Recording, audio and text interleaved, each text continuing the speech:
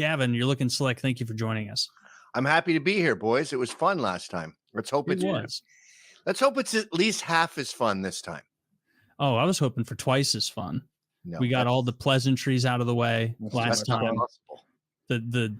I enjoyed that. I got a lot of people tweeting at me the DKA podcast, the Don't Know Anything podcast. Gavin, I'm fascinated by the story of Vice. I don't know it, but Vice I think of as a left, kind of like a liberal news source. Am I on target with that currently? Who's watching right now? The liberal dude. Yeah. So Vice guy doesn't know anything. Yeah. I'm asking. The guy who hasn't heard of anything. Jesus fuck, Gavin. Answer the question, you shit fuck. What was the question? Vice? When you started that and then you left it, can you tell the story of how that evolved? I'm curious. I think it might be a good story. What are we going to go put on a pot of coffee and spend the next 6 hours? It's. I don't know how to make this story short. Oh, okay.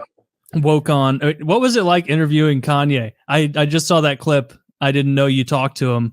You spoke to Kanye? Yeah, you saw the. Yeah. You see the clip that Ryan. They showed a clip. There it is. He's in a gimmick. Oh, that's right. I remember this now.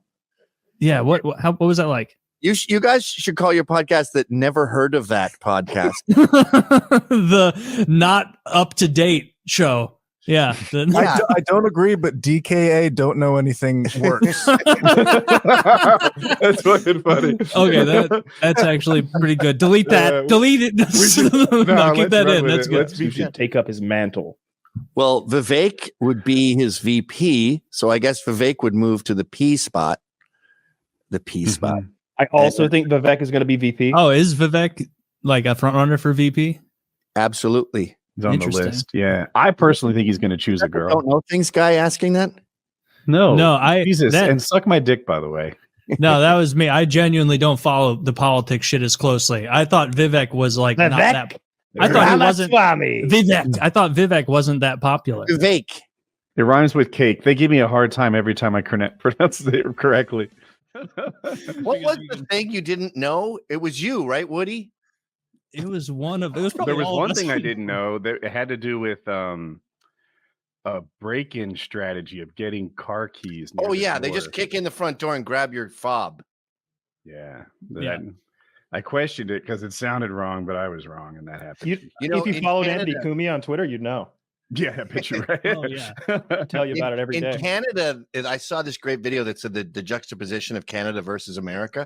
And they had this cop, like RCMP guy, saying, okay, guys, so they're taking the fobs. You want to leave your fobs by the front door, make them easy to access so it's safer for your family. And then they cut that with the guy in Florida going, yeah, we teach shooting here. So if someone enters your home, there's no excuse for you not blasting them and saving the taxpayer a lot of money. Hopefully you finish them off and we don't have to deal with it. There's an easier way to deal with this. I'm surprised no one's doing it. A garage? Booby trap the fob. Oh, you can't do that. You should be able to booby trap your own property. The law does. Yeah, apparently booby traps are illegal because they used to make them back in the day. They used to sell these little booby traps. It was like a little hammer-fired shotgun that you kind of nail onto your window and it'd be fired with a pull string if somebody opened the fucking window. But that's not a legal thing anymore. It should be. I'm into motorcycles. And in the dirt bike world, you can't just put like a cable across the path. Of course. If motorcyclists are tearing up your property, you can't booby trap it like that. Huh. You throw nailed up boards down. That's what I did. There were people driving through a place, and I just put boards out there with nails driven through them and fucked all their ATVs up. Yeah, they broke my windows. They broke your window. So were they even destroying your property, or you were just ruining? Yes. No, they're fucking doing donuts in my front yard. Oh, okay. Fair enough. Your front yard? Yeah, of the building I have. Yeah, I own it.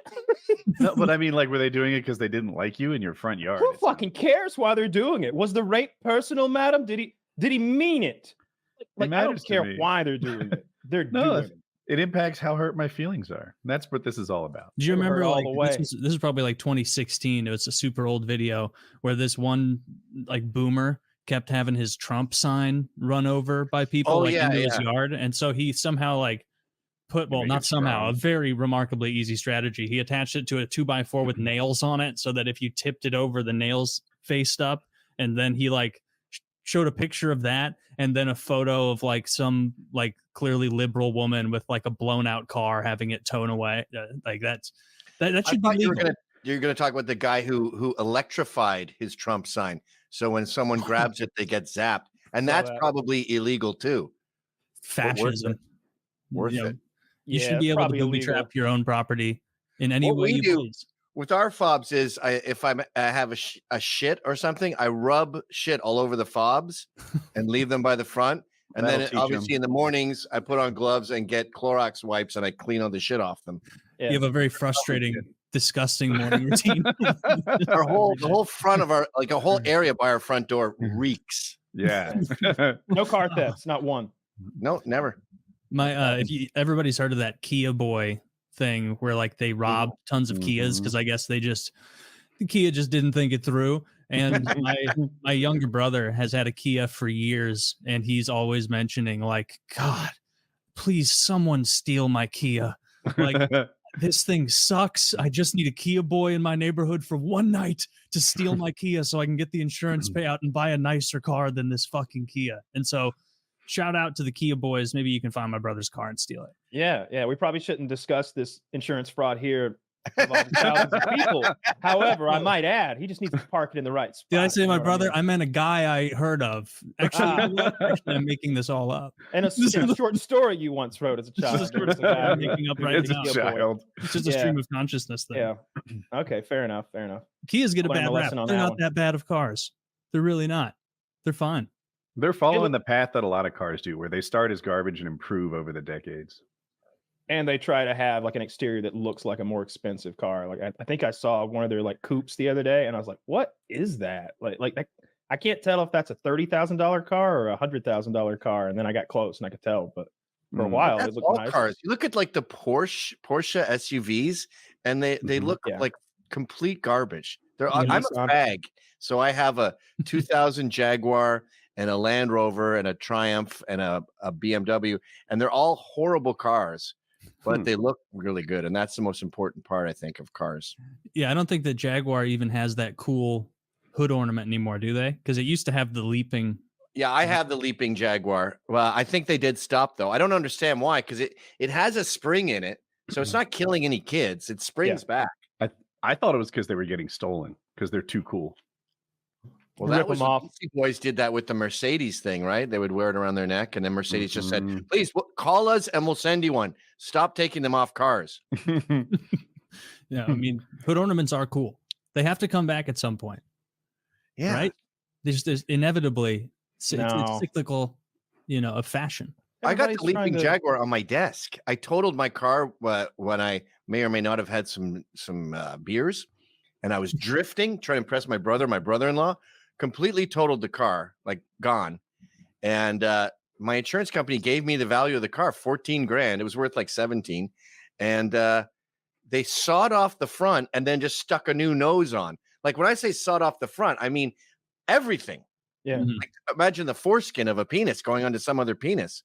And so I had an extra leaping Jaguar, so I just installed it on my desk. It looks awesome. But the core question remains: was your brother-in-law impressed? No. He was happy to be alive. That's but I had cameras on, and I wanted to see the accident. For some reason, it didn't record. I have audio after, no video, and I'm just going fuck because it won't start. And apparently, the fuel line cuts when you crash because it doesn't want to blow up. So I didn't know that. So I'm like, come on, fuck. And then I hear my Native American brother-in-law with his Midwestern voice go, we got to get the fuck out of here, like now. And then I just hear like running. Guy. I don't think we've ever have any of us been in a real car crash. Like I haven't. Yeah, I have. Oh, really? Mm-hmm. Like how bad? I have to have another. I broke my arm. Flipped it 2.5 times. Yeah, that is bad. Was it your fault or someone else's? Well, I mean, it could have been anyone's fault. What the insurance I was sleeping at the time. Holy shit! Hope the statute of limitations are up on that. Jeez. No, how many people did you kill? I was the only car involved. I was I had this big night before, and then I was in a bicycle race that day, and I was exhausted on my way home.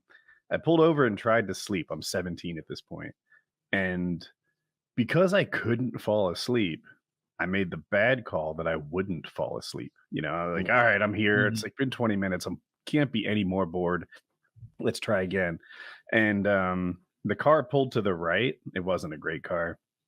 And I woke up when the two right tires hit the grass. And I sort of steered back onto the highway quickly and got into this sort of swerving thing. And on the side of the road, it went down quite a bit. And then there was a hillside, like a check mark.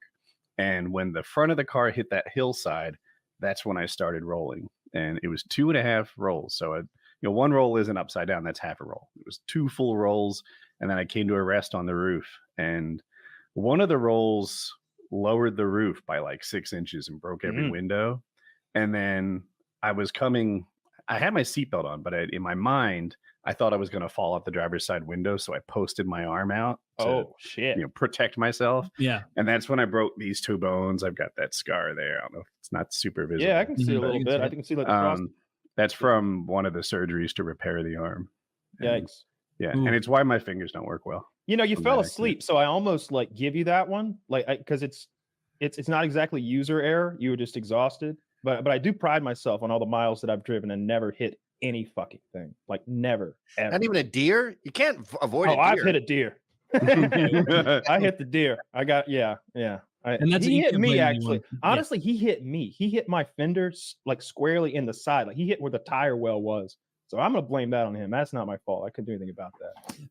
There was like I don't even know if this was true. Maybe it was like a parent thing to try and scare me.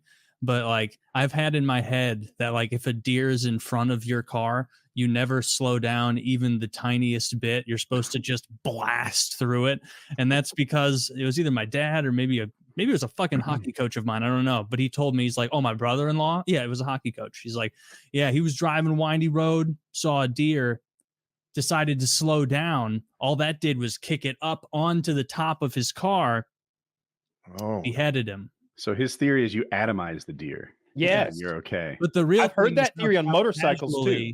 He very casually mentioned that it decapitated his brother-in-law. Fuck. Like he died by having a deer go through the windshield and take his head off. And I'm only now realizing he was probably lying to me. Yeah. Yeah, it sounds like a lie. Damn. Yeah, deers are not very sharp. They're not known for their cutting ability. It's true. It would have to hit you so fucking hard to just take your head off the windshield. No, one of the greatest internet videos of all time. The dude's on his fucking, I don't know, R1 or something, cruising down a road, and a deer runs out in front of him, and he hits that deer right in the middle with his motorcycle going 90 miles an hour plus, and it cuts that motherfucker in half. Really? It cuts that motherfucker in half, and he travels through the deer. He gets a little wobbly, pulls it under control, and pulls over. But he looks like a horror movie.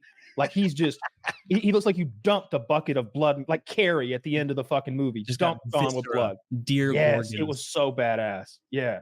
I saw a motorcycle accident.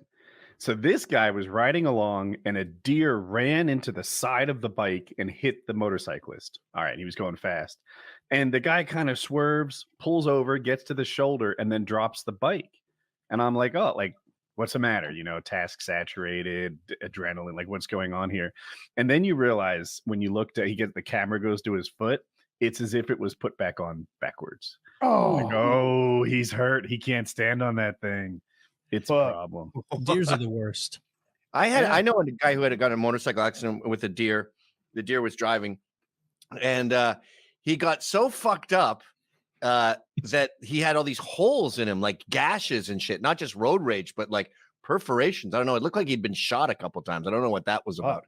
But his problem was the deer guts were in his wounds. Yeah. So there's a huge prone for infection there. Sepsis. Yeah. You got to get to the hospital fast to get washed out.